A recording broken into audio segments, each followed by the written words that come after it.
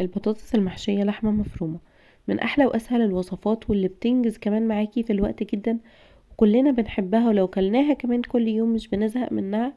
هعملها النهاردة معاكي بطريقة سهلة جدا وبسيطة، اتمنى ان هي تعجبك. معايا شوية من اللحمة المفرومة المتعصجة، ومعايا عصير طماطم فريش، بحب اعملها بالعصير الفريش. انتي لو تحبي تعمليها بصلصة المتسبكة زي ما تحبي. ومعايا كمان بطاطس الصغيرة اللي هي بتاعة الحشو دي اللي هنحشيها مع بعض. طبق فيه مية وملح وخل علشان البطاطس ما تسودش معايا لحد ما نخلص كل الكمية بتاعتنا. بقطع الحتة دي من تحت كده علشان البطاطس تثبت في الصينية بالشكل ده كده.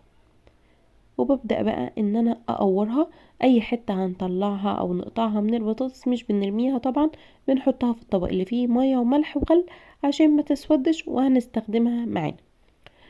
جبت بقى المقوار ده وهبدأ ان انا اقور بيه البطاطس، وتقدري كمان تستخدمي معلقة صغيرة برضو بتنفع. هنقور بقى، واي حاجة تطلع معانا بالشكل ده كده هنحطها في المية والخل والملح. هقور بقى كده البطاطس بالشكل ده كده، طريقة سهلة وبسيطة كده، واحطها في المية لحد ما نخلص كل الكمية. هعمل معاكم كده واحدة من قريب، عارفة ان انتوا اكيد كلكم بتعرفوا تعملوها، بس عشان لو في حد برضو مش عارف، بعلم كده على الحتة اللي انا هقورها بالشكل ده كده. وبعد كده هبدأ ان انا اشيلها واحدة واحدة علشان البطاطس ما تتقطعش معايا، اهو بالشكل ده. هنخلص بقى كده كل الكمية، وزي ما قلتلك اي حاجة هتطلع معايا من البطاطس مش بنرميها. هناخد بقى البطاطس دي هنحمرها كده، بس مش تحمير كامل، يعني يا دوبك تنزل في الزيت تاخد لون بالشكل ده وتتشمع وخلاص هطلعها. وما تنسيش كمان ان احنا هنحمر قلب البطاطس في صينية بقى بتخش الفرن او بايركس، بديله كده مسحة من السمنة. السمنة بتخلي كده الطعم بتاع البطاطس مع الصلصة واللحمة المفرومة حلو قوي. وبعد كده هنزل بقى بقلب البطاطس في الصينية بالشكل ده كده. وبعد كده هبدأ ان انا احشي البطاطس وارصها في الصينية. العصاج كان جميل ومستوي وريحته حلوة جدا، وهسيبلك اللينك بتاع الطريقة بتاعتي، وهقولك كمان ازاي تحولي نص كيلو لحمة مفرومة لكيلو من العصاج. هنخلص بقى كل الكمية ونحشي كده كل البطاطس اللي معانا بالشكل ده كده.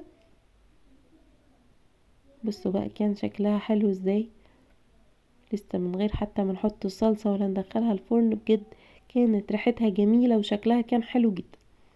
دي من احب الوصفات لقلبي، واستحالة اعملها ويتبقى منها لتاني يوم، لازم تخلص كلها في نفس اليوم مهما كنت عاملة كمية كبيرة. هنجهز بقى العصير بتاعي، انا بحب اعملها بالعصير الفريش.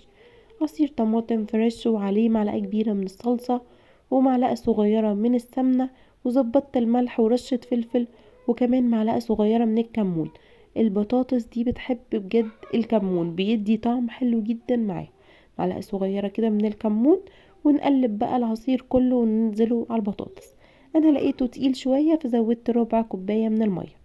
فرن سخن على درجة حرارة 200 في الرف المتوسط، وبفتح عليها الشواية 3 دقايق بالظبط، وبجد طالعة مستوية ولونها كان حلو جدا. طبعا بقى بطاطس محشية، يعني رز بالشعرية. عملنا بقى شوية رز بالشعرية كده جنبها بالشكل ده، وهنقدمه جنب البطاطس. بجد هي وجبة بسيطة وسهلة وسريعة، وصفة حلوة جدا. لو انتي جربتيها مش هتبطلي تعمليها. اتمنى ان انتي تجربيها على طريقتي وتقوليلي رأيك في الكومنتس. بصوا بقى البطاطس كانت مستوية جدا ازاي، وطعمها بجد كان حلو قوي.